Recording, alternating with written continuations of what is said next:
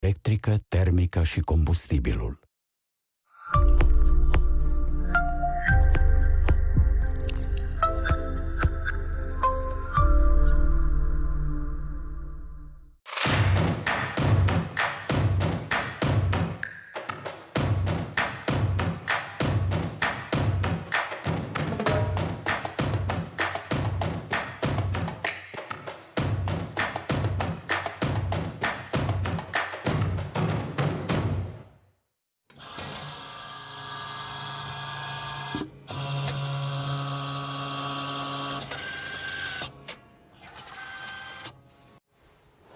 Добрый вечер. Всю неделю сканер работал. Пришло время показать и рассказать, что же мы насканировали. Итак, тема номер 1. Российская кампания по разрушению украинской энергетической инфраструктуры, которая затронула в том числе и Молдову. Риск остаться без света велик, что с газом тоже вопрос. Дальше. Перестановки в правительстве. Зачем нужны были замены и чего ждут от новых министров? Еще об Украине, но уже в мировой повестке. Конечно же, это прежде всего саммит Большой Двадцатки на Бали в Индонезии. Резолюция Генеральной Ассамблеи ООН по репарациям. Ну и, конечно, падение ракеты в польской деревне. Об этом поговорили с политологом Александром Морозовым. Еще одна тема, которую очень давно хотели обсудить, это так называемый Пушкинопад. Памятники советскому прошлому, не только советскому, сносят в Украине, не только в Украине, но и в других странах постсоветского пространства. Но как к этому относятся у нас в Молдове? Об этом тоже поговорим.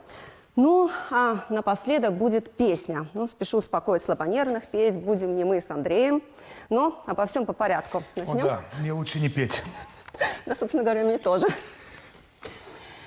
Ну что... Начнем с массированных ударов по Украине на этой неделе. С обсуждения массированных ударов. Мы не наносим удары. Это да. Передышки на этой неделе практически не было. Но самым страшным днем был вторник, 15 ноября, когда по соседней стране выпустили примерно 100 ракет. И вот тогда без электричества осталось почти треть населения Украины. Бьют не только по ТЭЦ, бьют по ЛЭП, по трансформаторам, бьют по крупным предприятиям, по заводам. Но учитывая то, что наши энергетические системы связаны, то это ощутила и Молдова. У нас были отключения света, были и в столице. Я живу на Рыжкановке, у меня свет не выключался. У тебя? Я в центре, у нас тоже не выключался, но я знаю людей, у которых отключался. На Баюканах, и вроде бы где-то на Чеканах тоже были проблемы. Да. Ну, то, что есть риск остаться без света, это мы уже понимаем. Понимают это и власти. Давай посмотрим, что по этому поводу нам сказал депутат ПАС Вазун Антой. Мы прекрасно понимаем, что проекты в энергетической области, они требуют, помимо финансовых ресурсов, требуют времени. Та же линия электропередачи Сакча-Вулканешский-Шинел, о которой говорилось на протяжении 30 лет, и которую только сейчас запустили этот проект, он требует для своей реализации как минимум еще 2 лет, насколько я понял. И, соответственно, не бывает чудес на предмет того, чтобы изменить ситуацию с нашей энергетической уязвимостью. Точно так же, как линия электропередач, большинство, через которое Молдова может получать электричество, проходит через распределительный узел в Кучургане, что также не добавляет нам уверенности. Поэтому здесь мы должны эффективно использовать ту финансовую помощь, которую выделяет Республика Молдова. Здесь следует подождать еще пару дней и посмотрим, чем закончится платформа по поддержке Молдовы, которая состоится в Париже, и куда поедет для участия президент страны и не только, и представители правительства.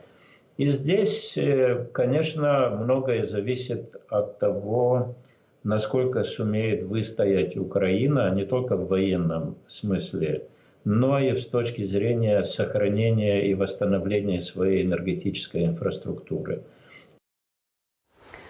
Вот мнение Вазун Антоя. Что думаешь ты?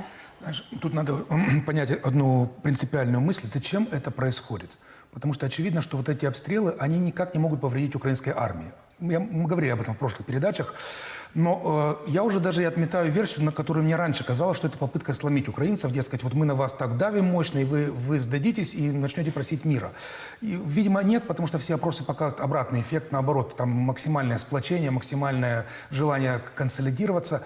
Видимо, эта цель сделать Украину непригодной для жизни, для того, чтобы массовые беженцы в Европу создали проблемы в Европе. И уже через Европу давить на Украину. И если мы понимаем это, мы должны понимать, что тогда будет попытки вредить и всем тем, через кого Украина может получать электроэнергию. То есть, например, условно говоря, румынскую электроэнергию через нас, гипотетически. Поэтому мы тоже потенциальная жертва каких-то возможных вариантов. То есть, вот, например, то, что сейчас случилось в Приднестровье там, с их вырабатывающими мощностями, и где говорят о том, что тоже, это недоказанная информация, что это могло быть не случайно, что это кто-то постарался для того, чтобы лишить наш регион дополнительных электровозможностей. То есть ты думаешь, что это не конспирологические какие-то версии? Пока нет доказательств, я не хочу, чтобы мы обсуждали что-то, что бездоказательно, но я, по крайней мере, исходя из общей ситуации, я не исключаю и такие варианты развития событий.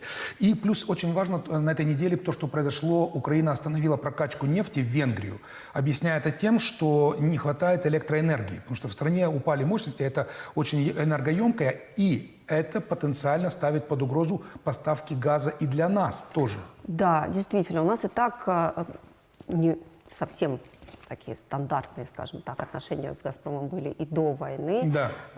довольно сложные. Но сейчас все, конечно, тоже в таком подвешенном состоянии находится. И действительно еще один риск существует, что действительно Украина из-за вот этих массированных ударов может оказаться в такой ситуации, когда просто попросту не сможет прокачивать газ. И об этом тоже говорил Лазун Анатольевич. Давай посмотрим. Давай посмотрим его мнение, да. Риск, безусловно, существует, потому что Россия наносит эти варварские ракетные удары и по газодобывающей инфраструктуре. Не следует забывать, что Украина добывает свой собственный газ, порядка 20 миллиардов кубометров.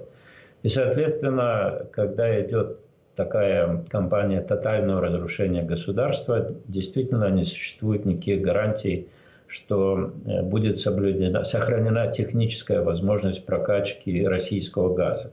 Но здесь еще остается открытым вопрос, как поведет себя «Газпром» применительно к Республике Молдова.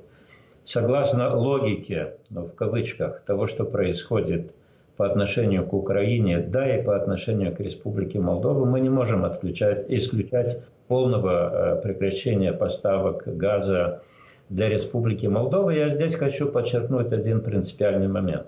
Фронтальная агрессия с целью уничтожения украинского государства, она обесценила так называемое Приднестровье в глазах того же Кремля. По той простой причине, что теперь уже никто не будет играться с этим 5+2, с специальным юридическим статусом. Если бы Украина не выстояла, то российские танки сейчас бы стояли в каких там юридических статусов. Поэтому, я повторяю, вот эта ценность Приднестровья в глазах Кремля, она обнулилась, потому что методы достижения цели путинский режим выбрал радикально другие. И поэтому не исключено и полное прекращение поставок природного газа «Газпрома». Ценность Приднестровья в глазах Кремля обнулилась. Вот я обратила внимание на эту фразу. Видишь, сейчас ситуация такая, что они, получается, оказались такими же заложниками, как и мы. Я имею в виду жителей того берега. Потому что из-за того, что Россия сократила нам в 2 раза поставки газа, весь наш регион оказался в проблеме. Теперь, получается, мы не можем отдавать туда, в Приднестровье, газ для того, чтобы они вырабатывали электроэнергию. Страдаем и мы, и они. Но не мы это делаем из вредности, потому что просто нам его реально не хватает физически. И вот половина от того, что нам нужно. И они, соответственно, не поставляют энергию. Но тут есть еще один момент очень важный. Надо понимать, что в Приднестровье, вот если брать даже их администрацию, да, которую мы считаем сепаратистами, которые там они занимаются всякими нехорошими делами, контрабандой и так далее, но при всем при этом вот их администрация, им не нужны проблемы. Они не хотят никакого обострения, они не хотят с нами нагнетания. Ну, удобно, это серая зона. Дело в том, что там есть в их администрации люди, которые подчинены не столько Тирасполю, сколько подчинены Москве. И вот эти люди как раз, они дестабилизируют ситуацию. Они создают разные провокации. Ну, то, что мы с тобой обсуждали с нашим гостем, представителем Райс, когда вот эти были там взрывы в Тирасполе, из гранатомета стреляли, и до этого были перезвонки там между ФСБшниками. То есть вот как раз про этих людей идет речь, которые, они имплементированы в разные структуры власти так называемого Приднестровья, и вот они мутят воду. Они могут сделать проблемы нам и с электроэнергией, и с газом.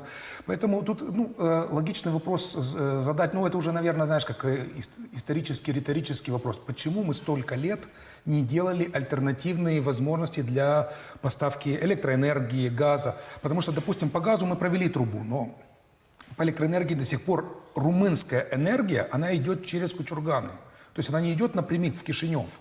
Она заходит туда и оттуда распределяется по всей Молдове. То есть, гипотетически, если дойдет до плохого варианта, что приднестровцы нам просто захотят перекрыть эту электроэнергию, нам нечего будет на это возразить. Поэтому эту ситуацию надо было, конечно, думать много лет назад, но уже хорошо сейчас хоть пытаются как-то строить. Вот договорились вроде с Азербайджаном, что нам поставить через этот южный поток по Черному морю, через Болгарию, через Румынию. То есть там уже сеть подключена. Вроде как они согласились нам поставить какие-то объемы газа. То есть вот то, что нас подключили к европейской системе, наконец-то, через 15 лет или 20, когда начались эти разговоры, сейчас это сделано. Но тоже до конца как бы есть там еще над чем поработать, чтобы быть уверенным. Вот сегодня, как я вижу, что газ у нас будет практически 100%, но вопрос цены. Вот это вот большая проблема, потому что, конечно, если он будет по таким заоблачным ценам, как сейчас, или даже еще, не дай бог, еще больше, то, конечно, это огромная проблема. Это нагрузка на население невероятная. Да, там есть какие-то определенные компенсации, но все равно, условно говоря, у тебя нормальный доход, но ты из-за этого своих счетов по фактуре, ты опускаешься в своих возможностях во всем, в учебе детей, в отдыхе и так далее. А у кого-то, может быть, даже и более важные вещи, там, лечение. И поэтому вот эти вещи надо прорабатывать. И, я думаю, что нам с тобой надо будет к этим темам возвращаться, чтобы немножко напоминать им обязательно об этом. будем возвращаться. Правительству напоминать, чтобы не забывали. Естественно. Я тебя хочу спросить еще о формате 5+2. Вот Уазан Мантой сказал, что никто теперь не будет играть вот в этот формат. Что ты думаешь? Я давно про него говорил, и когда писал какие-нибудь статьи на эту тему, что это мертвый формат, потому что эффективность его около нулевая. И да, ходил такое, знаешь, вот, типа, лучше худой мир, чем хорошая война. У нас как бы мир так и так был. То есть никто не... Вот кроме как в некоторых российских СМИ, которые говорили, что только вот миротворцы российские сдерживают, прям вот молдаване хотят туда ворваться, всех убить, но мы же знаем, что это не так. Или присоединить куда-нибудь, да? Да, насильно что-то. Никто не собирался этого делать. Приднестровцы прекрасно ездят в Кишинев, мы можем ездить туда, кто как... Да и учатся. Да, то есть никаких проблем у нас нет. Поэтому это все надуманное. А формат этот решал какие-то вопросы, притом раз в год, которые они, в общем-то, особого эффекта не имели. Я считаю, что он мертворожденный, и я думаю, что когда-то, в какие-то старые годы, так специально было придумано. Просто, знаешь, это как вот затянуть суд. Вот у нас затянуть процесс. Встречаются, что-то переливают из пустое в порожнее. А давайте вот так, а давайте так. А давайте выразим свою озабоченность. Хорошо, давайте. Где результаты всего этой работы долгие годы и почти ноль. Поэтому я согласен здесь с господином Нантоем, что нужно пересматривать, искать какие-то другие форматы решения, потому что тот формат, он просто мертвый. Давай вернемся к массированному удару по Украине. Понятно, чтобы продолжать вот такой, удары такого масштаба, какие были на этой неделе, России для этого требуются существенные запасы крылатых ракет. И британская разведка говорит о том, что они на исходе. Иссяк. Почти иссяк этот запас. В принципе, такого же мнения придерживается и Американский институт изучения войны, на который мы очень часто ссылаемся, не только мы. Они тоже считают, что в ближайшее время интенсивность этих ударов будет снижаться. Я, конечно, понимаю, все понимают, что это вовсе не означает, что Россия вот так вот возьмет и перестанет терроризировать мирное население, да? Здесь есть несколько моментов по поводу ракет. Я бы, не был таким оптимистом, потому что, на самом деле, где-то с конца весны ходят разговоры, что у России скоро кончатся ракеты. Но, кстати, британская разведка об этом говорит не первый раз. Давно, да. Судя по всему, они распаковали стратегический запас, который вообще нельзя использовать. Этот запас на случай, если идет нападение уже на Россию. И, судя по всему, они берут уже оттуда, потому что по всем подсчетам ракеты у них должны были закончиться уже давно. И то, что они продолжают так интенсивно стрелять, это значит, они идут ва-банк, они используют все, что есть. Ну и дальше уже есть опасность, что может им все-таки поставить Иран. ЦРУ давала информацию о том, что такие переговоры идут, что будут поставлены те ракеты «Фатих», по-моему, они называются, которые тоже, в общем-то, ну, это не высокотехнологичные ракеты, но, опять-таки, Россия чаще всего использует ракеты в последнее время серии «Х». Это 105 и 55, по-моему, которые они тоже не отличаются большой точностью, у них отклонение может быть до 200 метров, но, тем не менее, они очень мощные. Это громадная ракета, это, как, наверное, ну, половина этой студии, и она очень тяжелая, даже, может быть, больше. И они опасны. И особо опасны тем, что она не попадает точно в цель. Она может отклониться и попасть по любому гражданскому объекту. Хотя, в принципе, тоже, куда они стреляют, вот эти энергетические объекты, это тоже гражданские, это не военные объекты. Но может попасть, условно говоря, там, в детский сад, в школу и так далее. Поэтому тут наш оптимизм должен быть такой умеренный. И больше я надеюсь на то, что современные системы ПВО, которые появляются сейчас у Украины, вот они работают. И они приносят эффект, потому что даже при последнем обстреле было сбито порядка 70-80%. Это огромный показатель. И если так и дальше пойдет, то будет большая часть просто перехватываться. Вот я на это надеюсь больше, чем то, что они закончатся. К другой теме – перестановки в правительстве. Все началось ровно неделю назад, с того самого воскресного вечернего, поздневечернего заседания в администрации президента, куда пришли депутаты ПАС и некоторые из министров. И вот по итогам этого заседания Раду Мариан, депутат ПАС, намекнул, что возможны перестановки. Ну а уже в среду на заседании правительства Наталья Гаврилица объявила, что в отставку уходит министр экономики Серджио Гайбу, и пост был предложен Думитру Алайбе. Он согласился, и уже в пятницу он и новый глава Министерства окружающей среды Радика Иорданов приняли присягу. Давай посмотрим, как это было. Jur să-mi dăruiesc toată puterea și priceperea propășirii Republicii Moldova. Să respect Constituția și legile țării, să apăr democrația.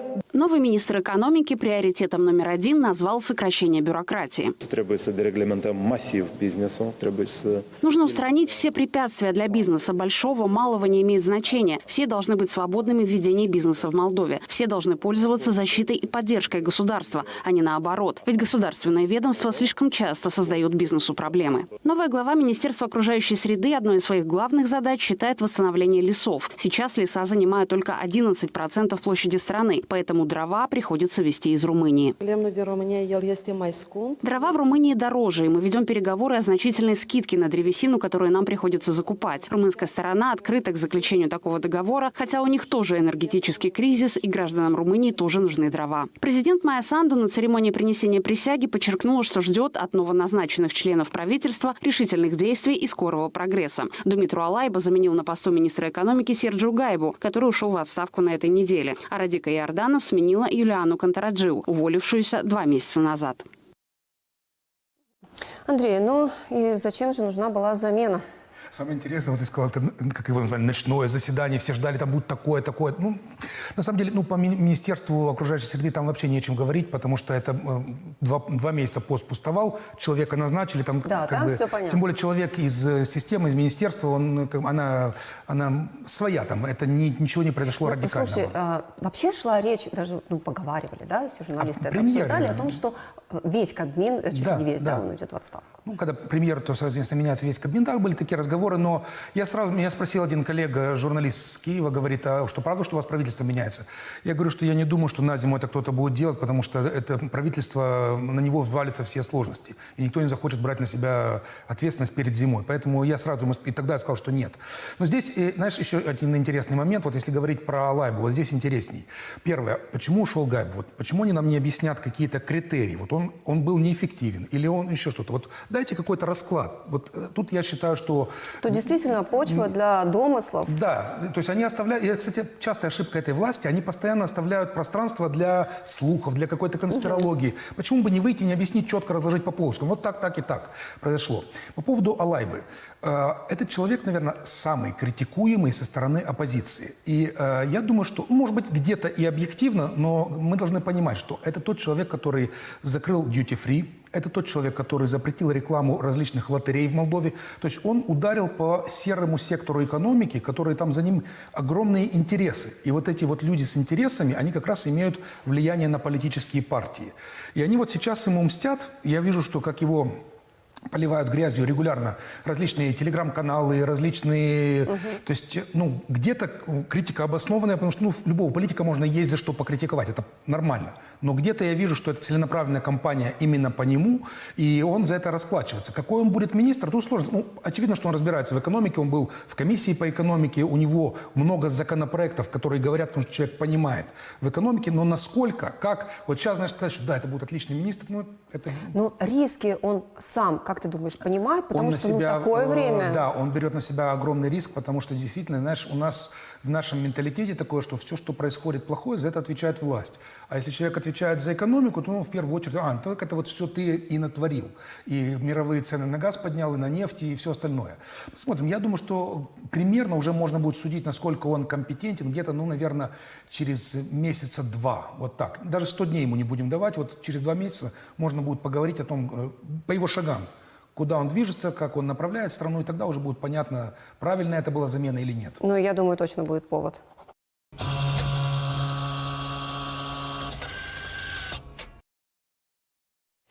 Ну что, одна из главных тем, за которой на этой неделе наблюдал весь мир, мы в том числе, это, конечно, саммит Большой Двадцатки на Бали в Индонезии. Впрочем, интерес к этому событию был еще задолго до начала самого саммита. Ну, все гадали, приедет ли туда Владимир Путин, будет ли там Владимир Зеленский. Ну, в результате Владимир Путин не приехал, приехал Сергей Лавров, министр иностранных дел, а Владимир Зеленский выступил по видеосвязи.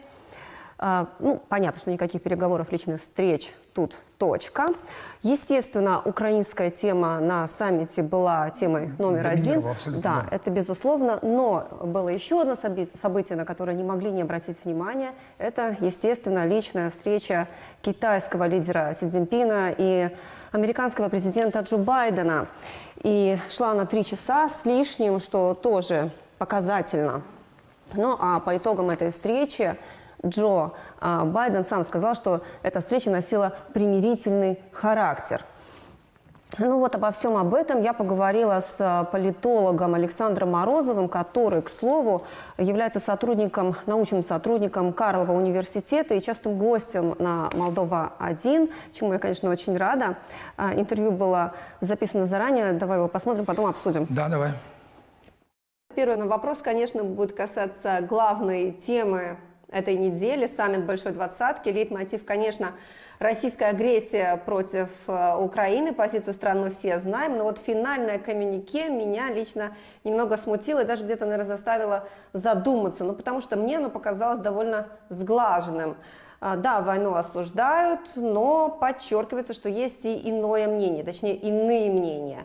Вот с чего бы произойти такому смягчению? Я бы так сказал, здесь нет смягчения, на мой взгляд. Дело в том, что двадцатка является все-таки, ну, действительно встречей лидеров и разных стран.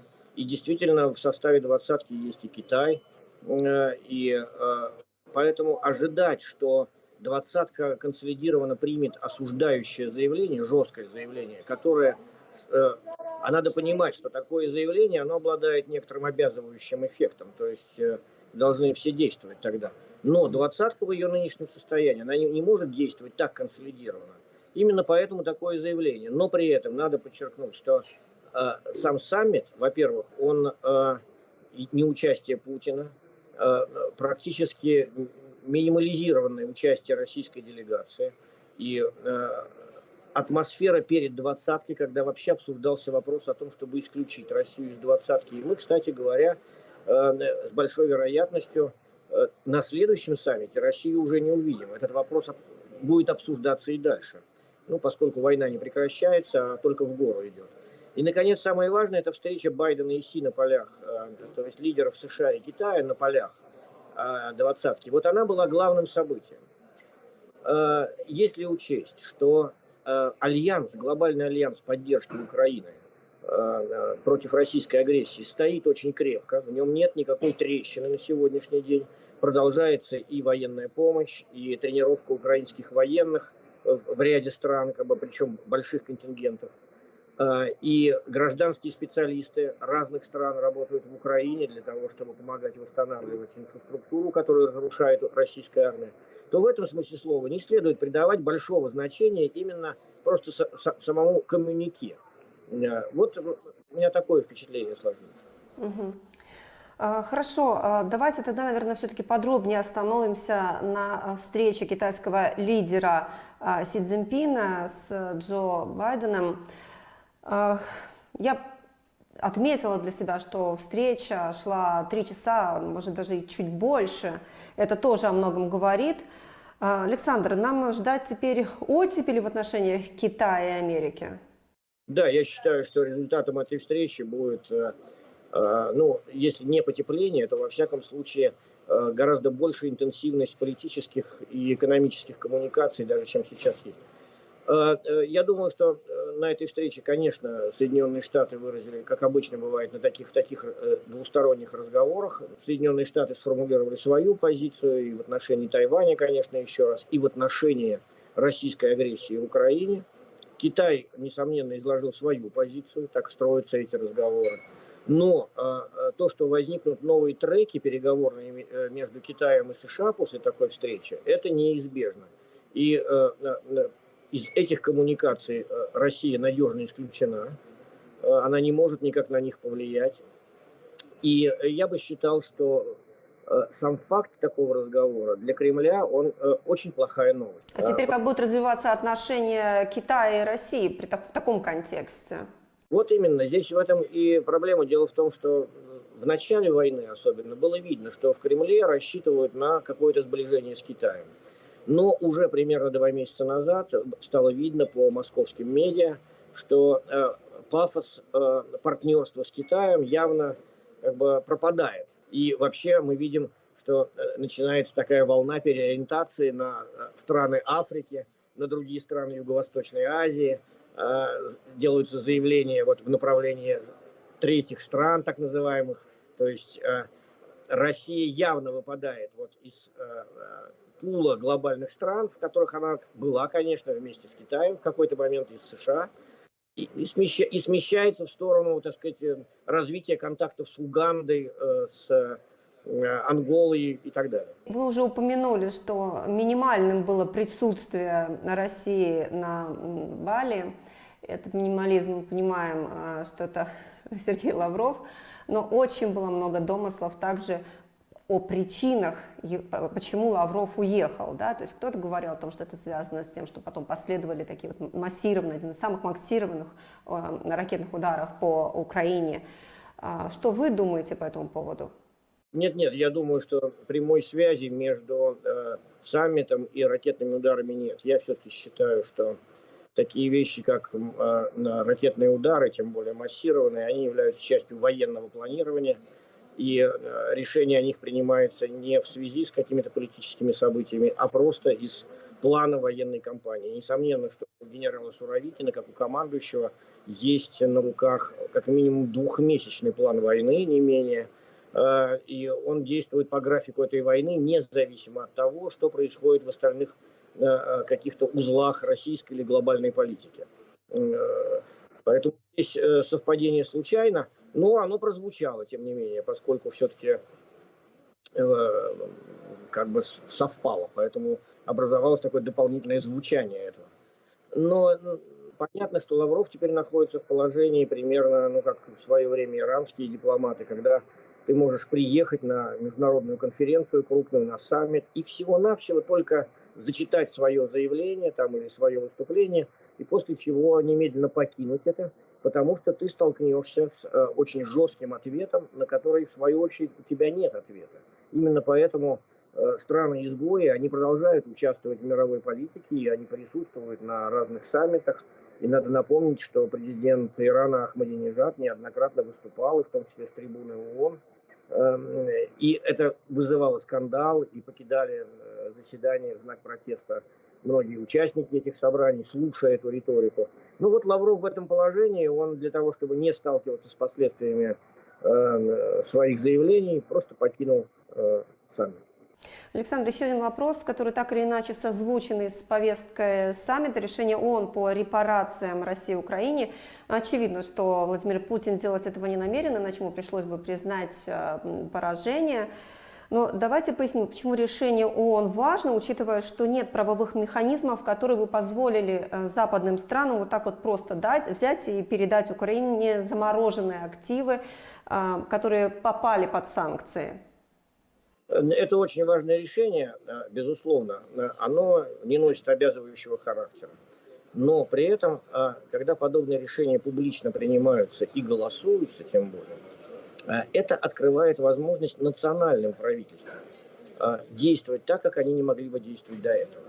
И уже до этого были такие примеры. Знаете, в Евросоюзе, скажем, разные страны Евросоюза занимают разные позиции в отношении там, Кремля в целом. Да? У многих стран были осложнены отношения еще и до войны. Но они не могли действовать активно, скажем, например, в направлении проверки каких-то, глубокой проверки капиталов, например, российских на территории своих стран.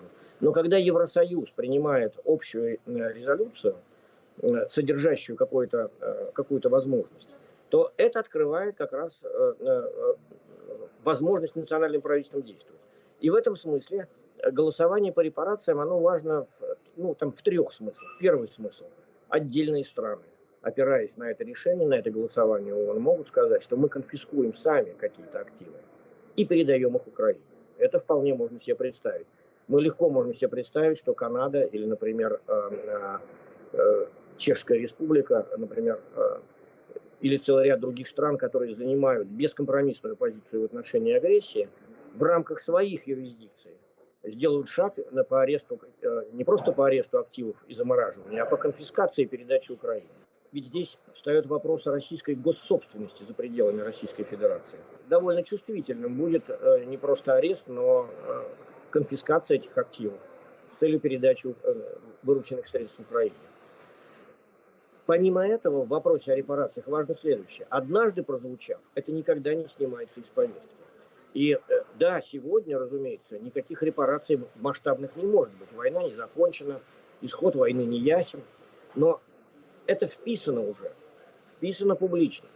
И таким образом, те, кто будет иметь дело с результатами войны в ее конце, они, несомненно, вернутся к этому голосованию и скажут, что, видите, страны уже проголосовали за репарации, поэтому мы снова ставим этот вопрос сейчас в конце войны.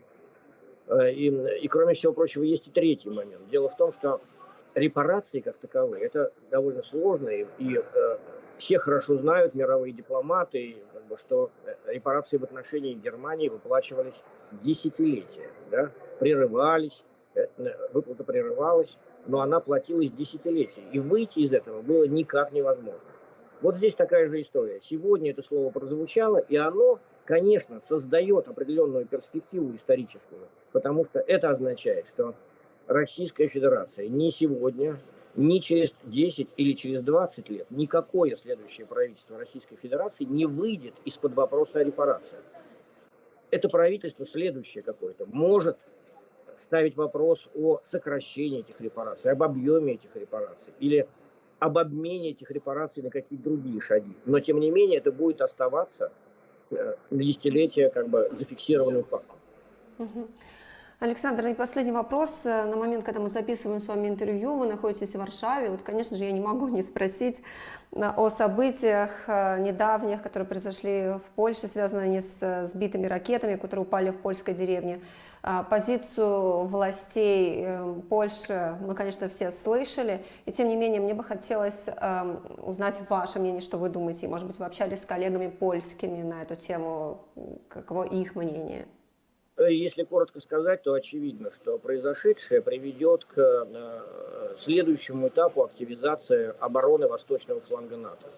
Мы и так находимся в ситуации, когда вопрос о восточном фланге наращивается каждый день из-за российско-украинской войны, и все страны региона, то есть от стран Балтии и до Болгарии, включая и Польшу, и Чехию, и Словакию, все находятся в ситуации, когда требуется заново ответить на вопрос, как обороняться в условиях, сейчас пускай это случайный инцидент, но очевидно совершенно, что Кремль не останавливается.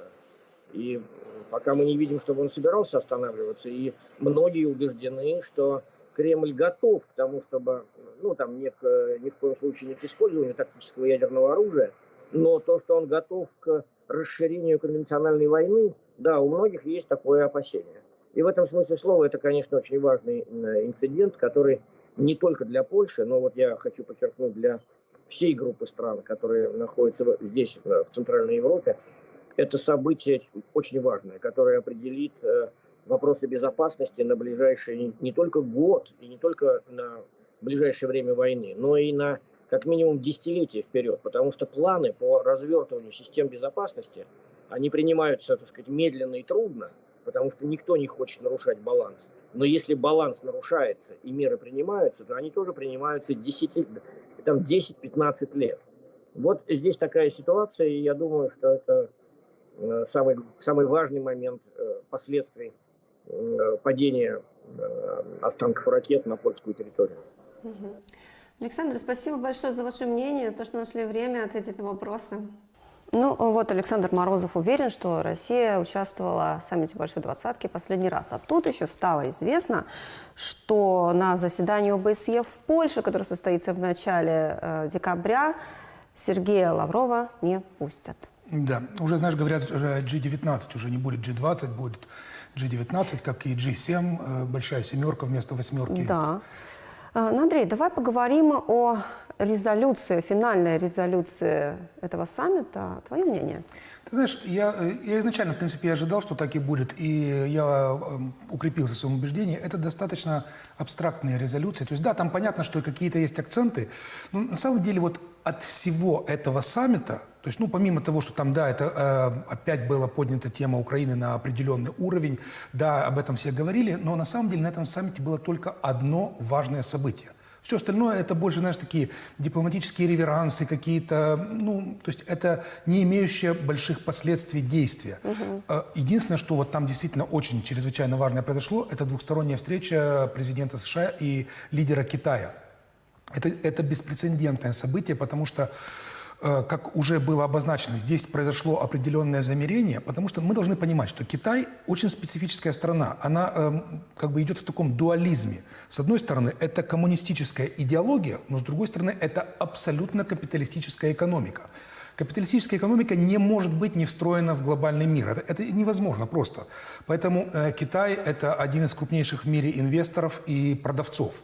Но и одновременно Китай получает колоссальные инвестиции на миллиарды долларов. Поэтому Китай, да, на уровне риторики, Запад враги, США враги, мы их не любим, но на уровне торговли там все должно быть замечательно. И китайцы прекрасно понимают, что если они пойдут на реальное обострение с США и с коллективным Западом, они проиграют от этого очень сильно. Там сейчас и так идет спад в экономике, рецессия.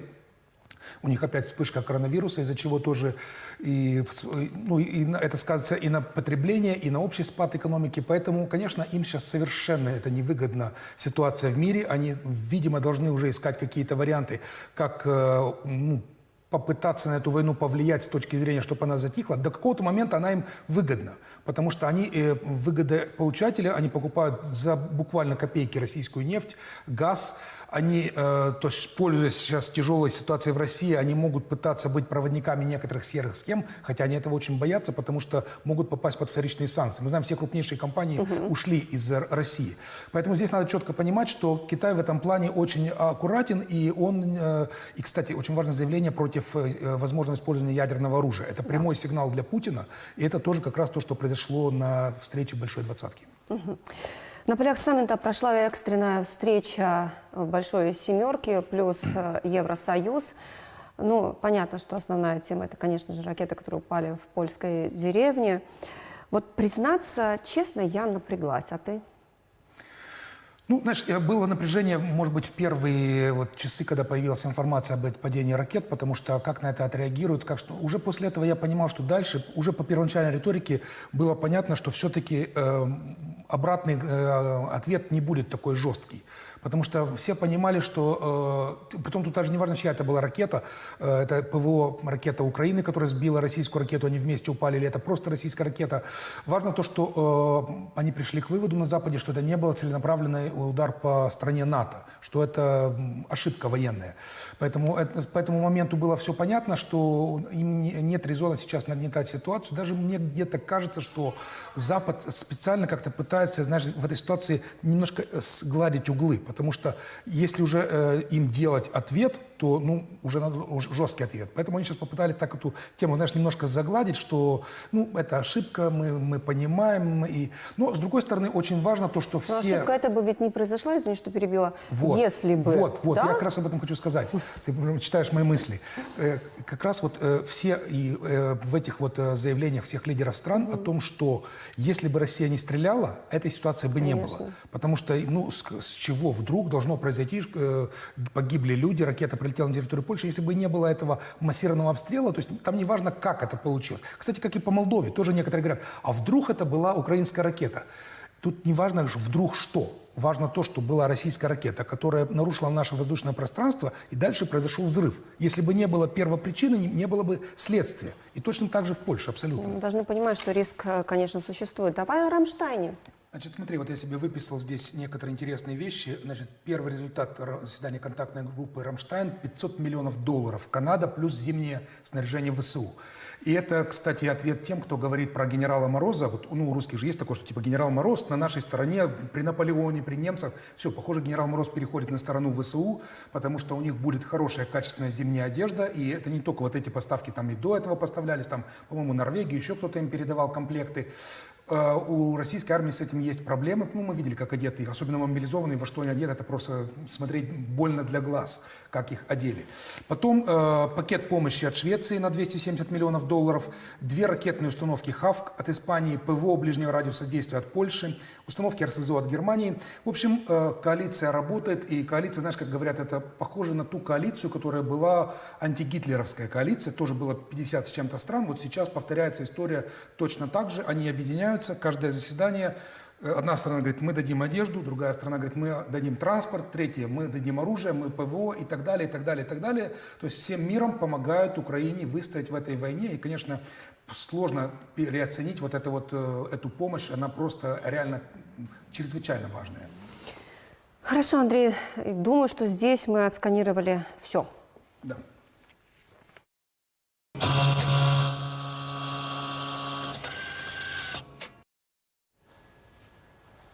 Меняем тему, поговорим о Пушкинопаде. Ну, собственно говоря, не только о Пушкинопаде. Вот за нами мы видим памятник Екатерине II, точнее, основателям города в Одессе. Решили этот памятник снести, демонтировать, можно так сказать. Да? Вот выглядел он так, теперь выглядит вот так. Обнесли его, да, и забором, и обмотали пленкой со скотчем.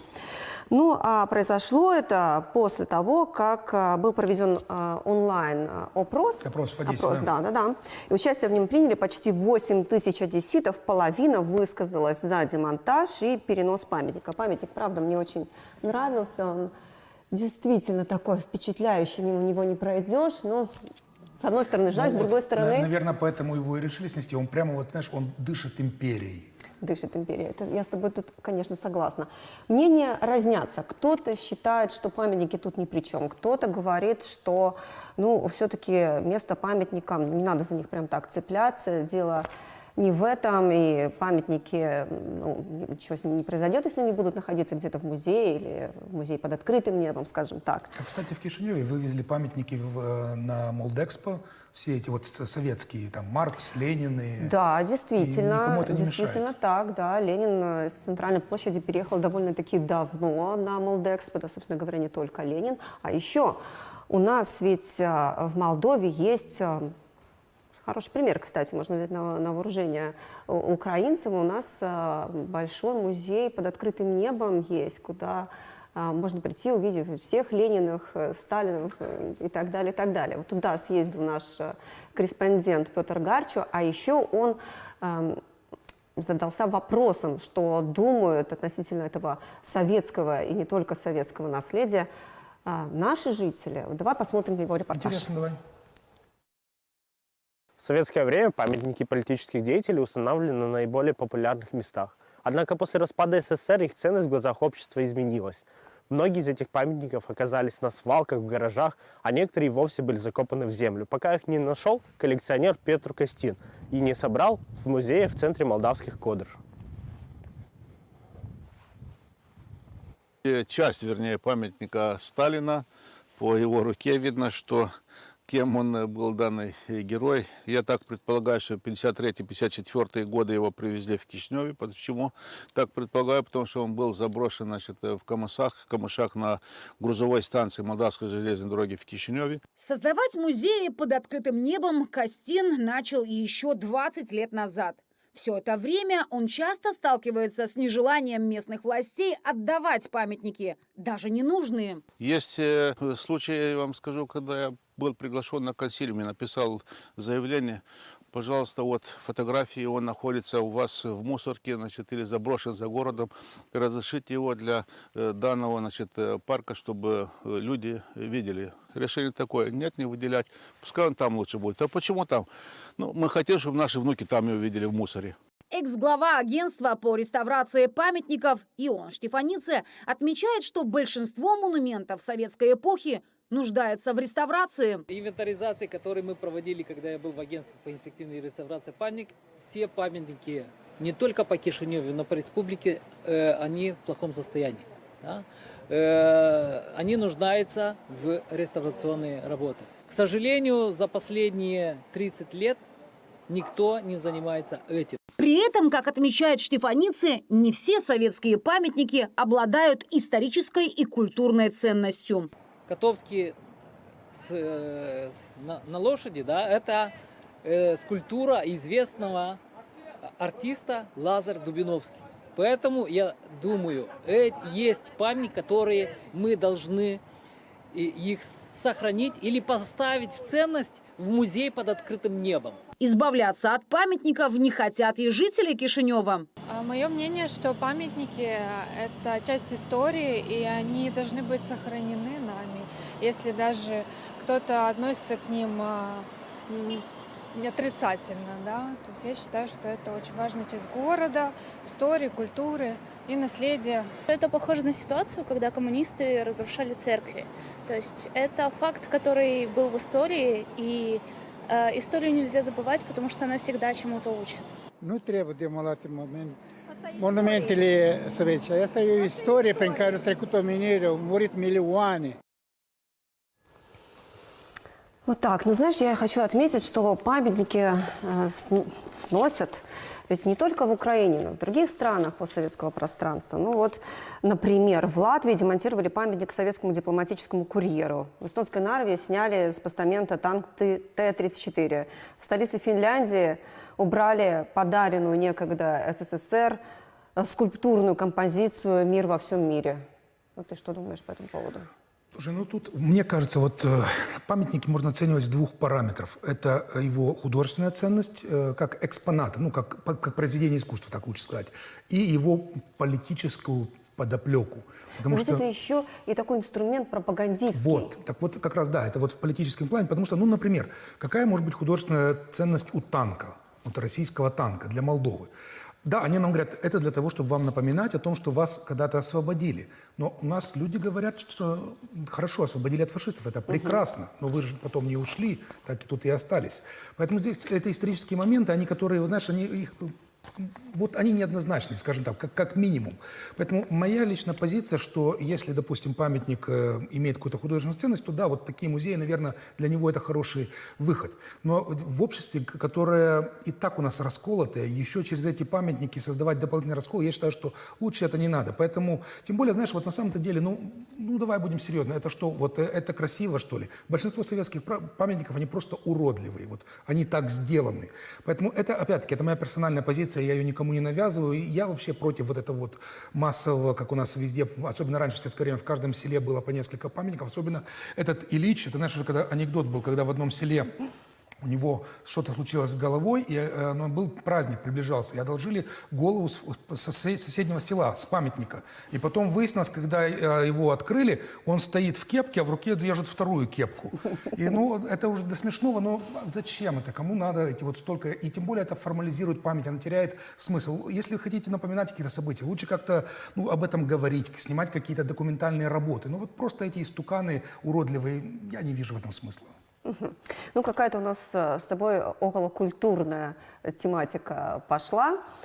Давай уже тогда от памятников перейдем к музыке, точнее, к антивоенной музыке. Лидер группы «Ногу свело» Максим Покровский буквально на днях выпустил новый антивоенный клип. Я его смотрела несколько раз. Очень мне нравится. Называется клип «Гимн обреченных». Правда, вот таких антивоенных песен у Макса набралось уже, наверное, на целый антивоенный альбом. Да, уже несколько выпустил. Ты знаешь, тут еще интересна эта работа тем, что это коллаборация с известным художником-мультипликатором Олегом Куваевым. И там... Масяня? Это Масяня, конечно, конечно. Такой мульт-долгожитель. Но последняя серия, кстати, запомнилась, я думаю, абсолютно. Очень эмоциональная у нее последняя серия, да. Санкт-Маринбург она называлась. Да. В этом новом клипе «Гимн обреченных» очень много отсылок, цитат, вот от «Безумного Макса», «Властелина колец» до диснеевско-бёртоновской пляски скелетов. Да? Мне, правда, очень нравится. Такой, как по мне, честно, шедевр получился. Но обо всем об этом Максим Покровский рассказал нам сам. Давай посмотрим. Давай.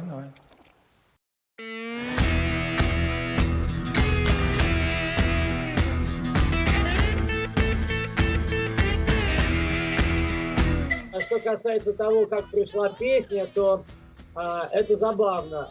Я последний раз летел откуда-то, на настоящий момент последний раз из Европы. По-моему, это был наш Израиль, который потом еще несколькими перелетами нам обернулся для нас. И я летел, в общем, из какой-то европейской страны, как пересадочный. И мне пришла в голову эта музыкальная тема. Вот, я пошел. Перелет был длинный, все спали, но я все равно даже не хотел мурлыкать в телефон, сидя на своем месте. Я пошел в туалет, закрылся там на 10-15 секунд, промурлыкал ее на телефон и практически про нее забыл. А потом, когда мне стали какие-то мысли приходить, мысли, знаете, какие? Во-первых, что просто надо бы что-то новое написать. Не знаю почему. Это не потому, что надо бы что-то написать. Это сейчас, в эти месяцы войны, происходит, когда накапливается вот это вот, вы понимаете, что, да, вот это просто эмоция. Понятно, какая она. И когда это очередной раз вылилось в желание написать песню, я вспомнил, что у меня были где-то какие-то мысли, которые я очень хотел употребить, потому что мне очень нравилась эта как музыкальная идея. И когда я вспомнил про эту музыкальную заготовку в шумящем сортире самолета, у меня вот это вот слово «обреченных» и даже «путь обреченных», оно у меня, хотя это очень простое слово, «путь обреченных», я имею в виду слово «путь», и словосочетание весьма простое, оно пришло ко мне, не за 5 секунд, так скажем, за 5-10 минут. То есть там особо, когда ты ловишь там лам-тарирам, там-тарирам, вот это как-то так вот я. Путь обреченных, поезда, заключенных времена, отреченных новичок, труселя, смех прокаженных, маски лиц, искаженных в сладкий сон, окруженных и сырая земля. Видеообразы, мультипликационные образы, это все сделал Олег. Это все его абсолютная заслуга. Вся эта гениальность, это Куваев. Я ни в коем случае не мог предположить, что конкретно я увижу, какая картинка предстанет взгляду, там, какое будет движение и так далее. Но то, что это будет примерно так с точки зрения его точки зрения, с точки зрения градуса, с точки зрения того посыла, который Олег принес, я примерно того и ожидал.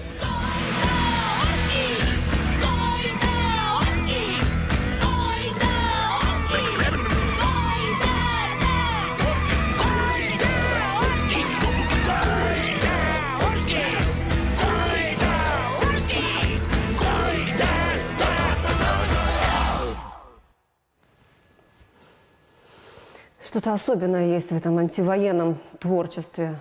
А ты знаешь, вот это очень показательная вещь. Вот я сейчас об этом подумал. У украинцев сейчас появилось очень много песен на тему этой войны. И это вот именно признак того, что война народная. Потому что так было и в Советском Союзе, когда в той Второй мировой войне, Великой Отечественной, тоже появлялись песни, которые люди подхватывали, люди их пели, люди их передавали друг другу. Вот сейчас так в Украине. Вот сейчас это песня со стороны россиян, но тоже, которая занимает позицию правильную, как бы сторону добра. И тоже народная. И тоже это люди передают друг другу, пересылают. Я видел в соцсетях, друг другу разбрасывают.